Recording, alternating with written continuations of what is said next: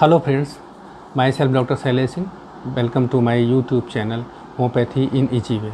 Friends, आज का जो वीडियो मैंने बनाया है ये हमारी लाइफ के बहुत क्लोज है और इसको देख करके हम अपनी लाइफ को एक सही दिशा में ले जा सकते हैं, क्योंकि हमारी जो जीने की जो हमारी लाइफ स्टाइल है वो आज के हिसाब से हमने उसको इतना भागा दौड़ी में कन्वर्ट कर लिया है कि जो चाहे ना चाहे हमको एक ऐसी दशा में ले जा सकती है जो हमारे लिए कल ख़तरनाक हो सकता है।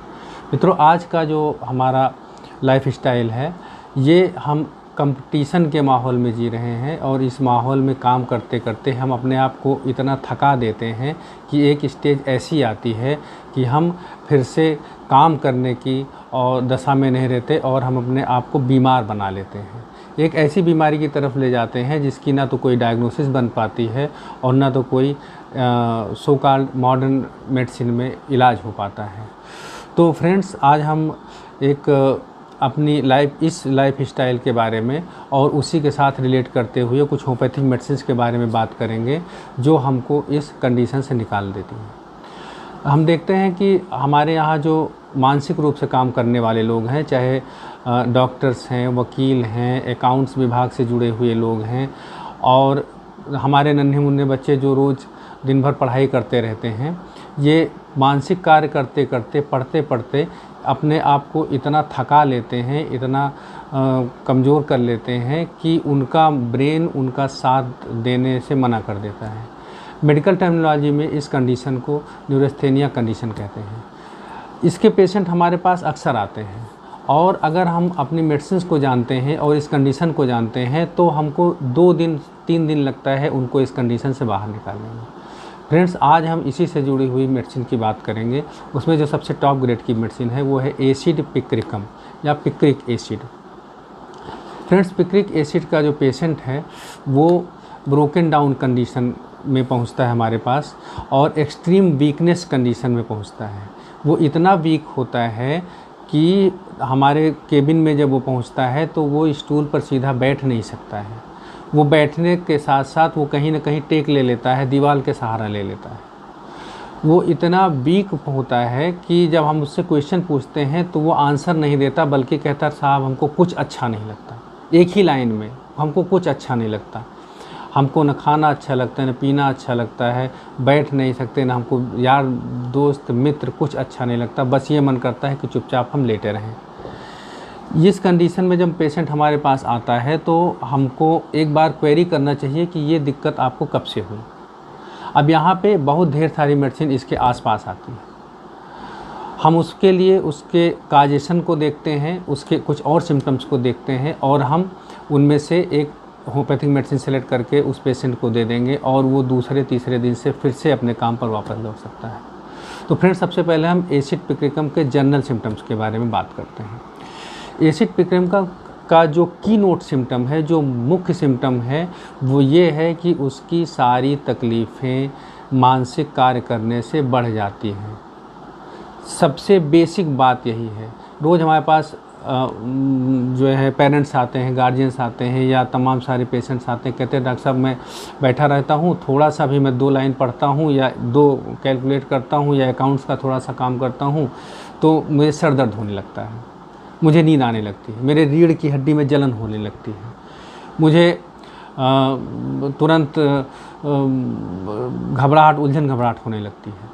तो कोई भी कंप्लेंट्स अगर है उसकी और वो मानसिक कार्य करने से बढ़ रही है तो उसको केवल और केवल एसिड पिक्रिकम की ज़रूरत है। एसिड पिक्रिकम में एक्सट्रीम वीकनेस है, हमने आपको पहले ही बताया, और वीकनेस में हमारे साथ इसके साथ बहुत सारी मेडिसिन आती हैं जो इसको कंप्लीट करती हैं। उसमें चाइना है, एसिड फास है, एनाकार्डियम है, कालीब्रोम है, कालीफास है, जिंकम मेटेलिकम है, फास्फोरस है, ऐसी बहुत सारी मेडिसिन है जो इसके साथ चलती हैं। फ्रेंड्स, अब हम थोड़ा सा डिफ्रेंशिएशन की अगर बात करते हैं। कोई पेशेंट हमारे पास आया है और वो वीकनेस का सिम्टम दे रहा है तो कैसे हम उसको डिफ्रेंशिएट करते हैं, चलिए हम बात करते हैं। चाइना, एसिड फास, ये 2 मेडिसिन ऐसी हैं कि जो वीकनेस इनमें आता है या तो किसी लंबी बीमारी के कारण या एक्सीडेंट के कारण ब्लड लॉस हुआ हो या किसी भी कारण से डायरिया डिसेंट्री के कारण तमाम वाइटल फ्लूइड लॉस हुआ हो, इस तरीके से वाइटल फ्लूइड लॉस की हिस्ट्री या किसी बीमारी का या जो है किसी दुख के का हिस्ट्री देते हैं तो ये मेडिसिन हमारे पास आती हैं। चाइना हम जानते हैं एक बहुत अच्छी मेडिसिन है, इसके साथ कहीं ना कहीं गैस्ट्रिक ट्रबल्स इन्वॉल्व रहेगी। एसिड फास्ट जो है इसमें हमको थर्स्ट बहुत ज़्यादा मिलेगा, प्यास बहुत ज़्यादा मिलेगी और उसके साथ में यूरिन बहुत ज़्यादा होती है एसिड फास्ट में। तो इस तरीके से हम इन दोनों को वहाँ से डिफ्रेंशिएट कर सकते हैं। इसके बाद एनाकार्डियम, कालीब्रोम और कालीफास और एसिड पिक्रिकम, ये मेडिसिन ऐसी हैं जो सीधा सीधा हमारे ब्रेन पर काम करती हैं, हमारे नर्वस सिस्टम पर काम करती हैं और कहीं कहीं एक दूसरे से बहुत जुड़ी हुई मेडिसिन हैं। ये स्टूडेंट्स के लिए बहुत अच्छी मेडिसिन हैं क्योंकि इसमें तमाम इन मेडिसिन में एसिड पिक्रिक को अगर हम छोड़ दें तो इन बाकी सारी मेडिसिन में भूल जाने की, लॉस ऑफ मेमोरी का एक सिम्टम है जो हमारे स्टूडेंट्स में खास करके मिलता है। और अगर हम सही चुनाव करके मेडिसिन दें तो वो हमारे जो स्टूडेंट्स की ये दिक्कत होती है कि वो कुछ भी पढ़ते हैं भूल जाते हैं या पढ़ने का मन नहीं करता है या कैलकुलेशन करते समय पढ़ते समय उनको हेडेक होने लगता है, सर में दर्द होने लगता है। इन तकलीफ़ों से हम उनको बाहर निकाल सकते हैं। इनमें थोड़ा सा डिफ्रेंशिएशन की अगर हम बात करते हैं तो एनाकार्डियम में हम जानते हैं कि सारी तकलीफ़ें उसके खाना खाने से आराम मिल जाती है। खाली पेट एनाकार्डियम की सारी तकलीफ़ें बढ़ती हैं। मतलब अगर एनाकार्डियम का पेशेंट है, वो पढ़ने बैठा है, उसका सर दर्द होने लगा तो उसने अगर थोड़ा सा कुछ खा पी लिया तो उसको सर दर्द में आराम मिल जाएगा। लेकिन एसिड पिक्रिकम में ऐसा नहीं है। एसिड पिक्रिकम में उसको खाने से बिल्कुल आराम नहीं मिलने वाला है, उसको आराम करने पड़ेगा तभी आराम मिलेगा। इसके साथ हम आते हैं कालीब्रोम और कालीफास। ये दोनों मेडिसिन ऐसी हैं जो बिल्कुल पैरेलल चलती हैं एक दूसरे के और एसिड पिक्रिकम के साथ इसलिए चलती हैं कि इनकी भी तकलीफ़ें बिल्कुल मानसिक कार्य करने से बढ़ जाता है और यही नहीं, ये भी उसकी तरीके से एक्सट्रीम प्रोस्ट्रेशन में होती है। इनका कुछ नहीं करने का मन करता है, चुपचाप लेटे रहने का मन करता है। ये सारी सिम्टम्स लेकर के आ रहे हैं तो इनमें हम कैसे डिफ्रेंशिएट करेंगे। फ्रेंड्स, पिक्रिक एसिड जो है वो चुपचाप लेटा रहना चाहता है। पिक्रिक एसिड का पेशेंट जलसीमियम पेशेंट से काफ़ी मिलता जुलता है। उसको हाथ पैर में बिल्कुल ट्रेम्बलिंग, बिल्कुल पावर कम होना और चुपचाप लेटे रहना। वो पेशेंट बैठ नहीं सकता है, सरक जाता है कुर्सी पर। रीढ़ की हड्डी इतनी कमज़ोर होती है कि वो बैठेगा तो टेक लग के बैठेगा, कभी सीधा नहीं बैठ सकता। हम उसको कहते हैं तुम्हारी जो है पीठ में कुछ प्रॉब्लम है क्या, तुम सीधे नहीं बैठ सकते हो। जबकि कालीफास और कालीब्रोम का पेशेंट जो है वो तो मतलब पिक्रिक एसिड का पेशेंट चुपचाप लेटा रहेगा, कुछ नहीं करेगा। लेकिन कालीफास और कालीब्रोम के जो पेशेंट हैं, इसमें कालीब्रोम का जो पेशेंट है इसके हाथ पैर में फिजिडिटी रहती है, एक रेस्टलेसनेस जैसी कंडीशन रहती है। कालीब्रोम का पेशेंट शांत नहीं बैठ सकता है। पिक्रिक एसिड का पेशेंट कुछ कर नहीं सकता है। कालीब्रोम का पेशेंट हमेशा ऑक्यूपाइड रहता है, उसका हाथ पैर चला करेगा। अगर आपके केबिन में बैठा हुआ बाहर तो कुछ नहीं करेगा, तो दीवार पे ही कुछ करेगा, इधर उधर कुछ करेगा, उठ के टहलेगा, फिर जाके खिड़की खोलेगा, फिर बंद करेगा, फिर आके बैठ जाएगा। तो इस रेस्टलेसनेस के साथ भी अगर वीकनेस है तो ये कालीब्रोम के पेशेंट, देखिए कितनी खूबसूरती से हम अपनी दवाओं को यहाँ से उठाते हैं, वही सिम्टम लेकर के आते हैं। और अगर हमको मेडिसिन अच्छे से पता है तो हम उसको आराम से अलग अलग करके अलग अलग ग्रुप में रख करके उसको प्रिस्क्राइब कर देते हैं और 1 मिनट में वो मरीज़ जो है अगले हफ्ते वो बिल्कुल अच्छा होकर के आता है।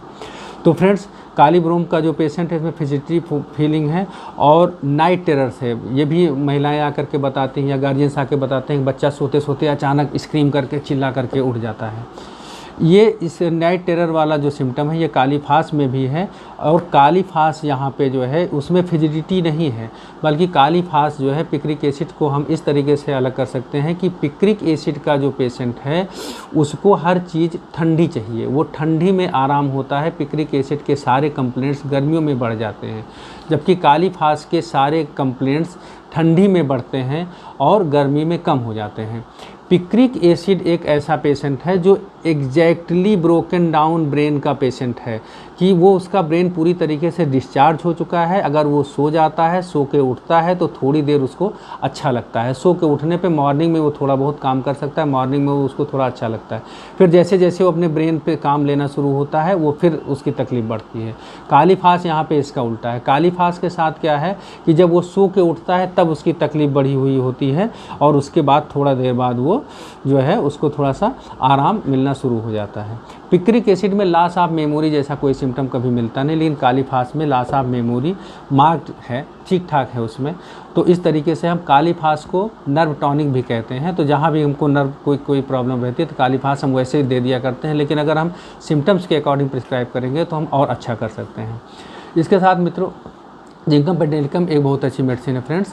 जिंकम मेटालिकम भी जो है वो स्पाइन पे काम करती है, और इसी के साथ साथ में ब्रोकन डाउन कंडीशन होता है, उसका नर्वसनेस होती है, लेकिन उसमें उसकी बैक जो है बैक बहुत वीक होती है और वो भी बैठ नहीं सकता, बैठते हैं उसका बैक एक बढ़ जाता है। इसके साथ में जिंकम मेटालिकम के पैर में फिजिलिटी फीलिंग होती है, उसका पैर कभी जो है खाली नहीं रहता है, वो हमेशा बैठे रहेगा तो पैर हिलाता रहेगा, पैर चलाता रहता है।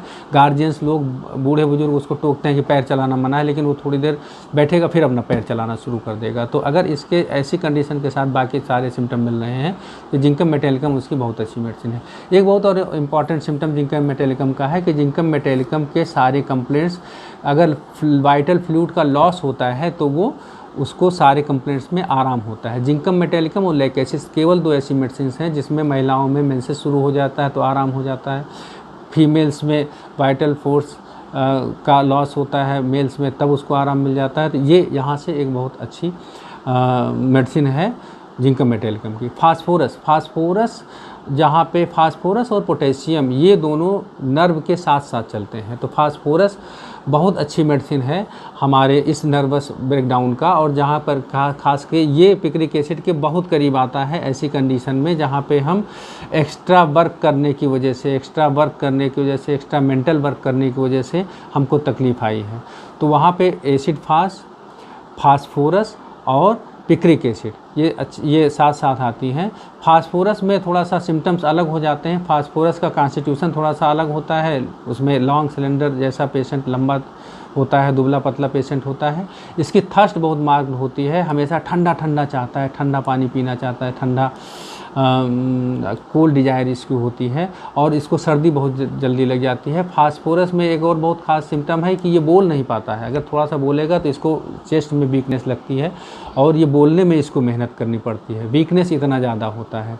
इसके साथ में ये रेस्टलेस भी होता है। देखिए एक तरफ वीकनेस इतना ज़्यादा है कि इसको बोलने में इतनी तकलीफ हो रही है, दूसरी तरफ रेस्टलेस इतना है कि ये भी चुपचाप नहीं बैठ सकता, कालीब्रोम के तरीके से ये भी घूमा करेगा चुपचाप, मतलब ये 1 मिनट शांत नहीं बैठने वाला पेशेंट ये फास्फोरस का है।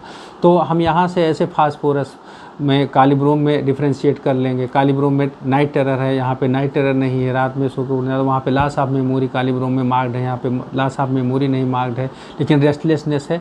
ऐसे हम सिम्टम्स को अलग अलग करके, जब पेशेंट हमारे केबिन के बाहर बैठा रहता है, कभी कभी हम वहीं से समझ जाते हैं कि ये 2-4 दवा आ रही है, इसके मूवमेंट को देख करके, इसकी हरकतों को देख करके अभी आता है, तो फिर बाकी चीज़ें करके हम इसको आगे दवाई प्रिस्क्राइब करेंगे। तो ये फ्रेंड्स हमने अभी जो है पिक्रिक एसिड के जो एक मेन सिम्टम लिया हमने, उसका वीकनेस, उसकी न्यूरोस्थेनिया वाली कंडीशन में, इसमें हमने कुछ मेडिसिन का कंपेयर किया। उसके बाद में पिक्रिक एसिड में एक बहुत खास कैरेक्टर है बर्निंग इन स्पाइन। पेशेंट कहता है कि साहब हम थोड़ा सा काम करते, थोड़ा बैठे रहते हैं तो हमको रीढ़ की हड्डी में जलन होने लगती है। यहाँ इस जलन में थोड़ी सी कुछ और मेडिसिन हैं, इसमें एगेरिकस है, आर्सेनिक है, जिंकम मेटालिकम है, फास्फोरस है। तो अभी हमने आर्सेनिक, फास्फोरस और जिंकम मेटालिकम के बारे में बता दिया, उसके जनरल कैरेक्टर्स वहाँ से ले लेंगे। एगेरिकस जो है, एगेरिकस बहुत वीक स्पाइन है, और एगेरिकस जहाँ भी रहेगी कहीं ना कहीं ट्विचिंग उसके साथ रहेगा, कहीं ना कहीं उसमें कोई बताएगा, आप पूछोगे कभी कोई आपको फड़कन होती है कहीं, कोई वहाँ साफ कहीं ना कभी ये फड़कता रहता है, कभी ये, या फिर जो है creeping sensation in under skin, अंदर उसके जो है स्किन के नीचे कुछ चलता हुआ क्राउलिंग सेंसेशन कुछ महसूस होगा, तो वहाँ पे एगेरिकस हो जाएगी, वीक स्पाइन होगी, एगेरिकस हो जाएगी, बैठ नहीं सकता है, इसके साथ में बर्निंग इन स्पाइन होगी। आर्सेनिकम एल्बम में भी बहुत वीक होता है, लेकिन वो थोड़ा सा जो है अपने आप को मेंटेन रखता है पेशेंट, आपको भी थोड़ा सा हो सकता है सलाह दे दे, साहब इसको ऐसे कर लीजिए, इसको ऐसे रखिए, थोड़ा अच्छा नहीं लगता, क्लिनिक को थोड़ा मेंटेन रखिए, इस तरीके से होगा। और उसको मार्क, उसकी थर्स्ट आप जानते हैं, थोड़ा थोड़ा पानी पीने की उसकी इच्छा रहती है। इसके साथ में उसकी जो भी बर्निंग होगी वो हमेशा गर्म सेक से आराम मिलेगी। तो अगर उसको रीढ़ की हड्डी में जलन है और थोड़ा सा गर्म सेक से आराम है तो वहाँ पे आपकी मेडिसिन आएगी जो वो है आर्सेनिक। इसके साथ ब्रेन फैग वो उसी से जुड़ा हुआ है। कोई मानसिक कार्य नहीं कर सकता है पेशेंट। पिक्रिक एसिड का दिमाग उसका थका हुआ होता है, 2 शब्द पढ़ेगा, पीछे वाला भूलता जाएगा, आगे पढ़ता जाएगा, समझ में नहीं आ रहा है कि अभी जो बात कर रहे हैं उसमें किस टॉपिक पे बात कर रहे हैं, क्या बात हो रही है, एकदम धुआं सा रहता है। इसके बाद इसका हेडेक बहुत मार्क्ड है, जो सबसे ज़्यादा कॉमन मिलेगा आपको क्लिनिकल में। इसका पेशेंट आता है, बताता है कि सर हमको सर दर्द होता है। ऑक्सीपिटल हेडेक होता है जो नीचे स्पाइन तक जाता है, स्पाइन में बर्निंग के साथ भी हो सकता है। थोड़ा सा बैंडेज करने से, बांध लेने से आराम मिल जाता है। लेकिन जो मार्क्ड सिम्पटम मैंने सबसे पहले बताया वो कभी मत भूलिएगा कि थोड़ा सा पढ़ाई लिखाई करने के बाद, कुछ काम करने के बाद इसका सर दर्द बढ़ जाता है। इसके बाद एक बहुत बढ़िया इसमें सिम्टम है जो हमारी एक्सटर्नल ऑडिटरी कैनाल है। एक्सटर्नल ऑडिटरी कैनाल में इसमें जो है बॉयल्स जैसे या दाने जैसे पैथोलॉजी डेवलप हो जाती है, उसमें ये बहुत अच्छी मेडिसिन है पिक्रिक एसिड। इसके साथ इसमें कैलकेरिया पिक्रेटा एक मेडिसिन आती है, वो भी बहुत बढ़िया काम करती है। वहाँ पेनफुल बॉयल होता है। और मर्कसाल भी यहाँ पे एक मेडिसिन आती है, मर्कसाल भी। अगर मर्कसाल में वहाँ पे स्मेल बहुत ज़्यादा है, उसमें से कान में से बहुत ज़्यादा स्मेल आ रही, वो आ रही, तो मर्कसाल भी वहाँ पे बहुत अच्छा काम करती है। प्रियापिज्म की बहुत अच्छी मेडिसिन है। इसमें मेल्स में एक बहुत कई बार आता है कि painful erections of the penis, और वो पूरी रात इसको लेकर के परेशान रहता है। इसके कारण उसको नींद भी नहीं आती है। मतलब एक तो करेला, दूसरे नींद चढ़ा, एक तो वैसे भी नर्वस ब्रेकडाउन है उसका, और अगर उसके साथ ये कंडीशन आ रही है तो एक और बड़ी तकलीफ़ है। अच्छा, दूसरी चीज़ तरफ आप देखिए कि ये एक कंट्रा इंडिकेटेड सिम्टम भी है, जबकि इसमें इतना ज़्यादा वीकनेस है तो वहाँ पे इसको जो है इरेक्शन नहीं होना चाहिए, लेकिन पेनफुल इरेक्शन होता है। पैथोलॉजिकल है, ये नॉर्मल नहीं है, और उससे परेशान होकर के पेशेंट हमारे पास आता है और हमको कंप्लेन करता है। तो फ्रेंड्स, इस तरीके से हम देखते हैं कि ये मेडिसिन्स आती हैं और हमारा ब्रोकन डाउन कॉन्स्टिट्यूशन है, जो हमारा नर्वस सिस्टम बिल्कुल बैठ जाता है, उसको एक बार अराउज कर देती हैं। इसमें और बहुत सारी मेडिसिन है, यहाँ पे मैं आपको कुछ नाम ले लेता हूँ, उसको आगे वीडियो में हम लोग बाकी देखेंगे। और स्टूडेंट्स के लिए बहुत अच्छी मेडिसिन हैं कि अगर आपका भी एग्ज़ाम शुरू होने वाले हैं, तो उसमें आप देखिए अर्जेंटम नाइट्रिकम, लाइकोपोडियम, जेल्सीमियम और साइलिसिया, ये कुछ ऐसी मेडिसिन आती है। अर्जेंटम नाइट्रिकम भी बहुत अच्छी मेडिसिन है हमारे ब्रेन फैक की और जो है स्थेनिया की। अर्जेंटम नाइट्रिकम में ख़ास बात ये होगी कि यहाँ तो पिक्रिक एसिड में काम करने के बाद वो दिक्कत हो रही है, उसको परेशानी हो रही है। अर्जेंटम नाइट्रिकम में वो सोचने से ही, जैसे ही उसको लगेगा कि अब यार ये करने जाना है, वहीं से उसको डायरिया डिसेंट्री शुरू हो जाती है, वहीं से उसको प्रॉब्लम शुरू हो जाती है। देखिए कितना बढ़िया लोगों ने, कितना हमारे राइटर्स ने हमारी मटेरियल मेडिका को लिखा हुआ है और एक एक चीज़ को कितना क्लियर किया हुआ है। जब हम पढ़ते हैं उसको अच्छे से समझने का कोशिश करते हैं तो हमको वहाँ से एक एक चीज़ें अलग अलग लगती हैं। तो अर्जेंटम नाइट्रिकम वहाँ पे हो गया, लाइकोपोडियम है, जेल्सीमियम है। हाँ, जेल्सीमियम के बारे में हमने नहीं बात किया था। जेल्सीमियम में इतना बढ़िया सिम्टम है। जेल्सीमियम पिक्रिक एसिड के बिल्कुल साथ साथ चलती है। दोनों पेशेंट आते ही धराशायी हो जाते हैं, एक शब्द में कहें धराशायी हो जाते हैं, वो बिल्कुल लेट जाते हैं, उनका कुछ नहीं करने का मन करता है। लेकिन जेल्सीमियम बिल्कुल थर्स्टलेस मेडिसिन होगा, उसमें ट्रेम्बलिंग होगी। ऐसी पिक्रिक एसिड में ट्रेम्बलिंग नहीं है, वीकनेस है। लेकिन अगर जेल्सीमियम को हम गिलास पानी पकड़ाएंगे वो तो उसका हाथ कँपेगा।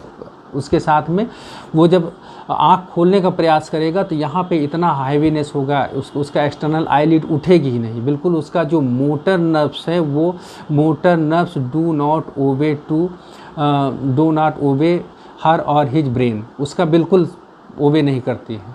तो वो हाथ उठाना चाहेगा, बिल्कुल पूरा मेहनत करेगा, लेकिन हाथ नहीं उठेगा। तो पिक्रिक एसिड से एक कदम आगे जेल्सीमियम है। यहाँ पिक्रिक एसिड में चाहेगा तो उठ जाएगा, लेकिन वो भी नहीं उठेगा। तो पिक्रिक एसिड है, साइलिसिया है, इस तरीके से बहुत सारी मेडिसिन है। इसके अलावा फ्रेंड्स जो हमारी एबिना सटाइबा है, जिंको बाइलोबा है, ये भी हमको बहुत अच्छा ब्रेन में सपोर्ट करती हैं।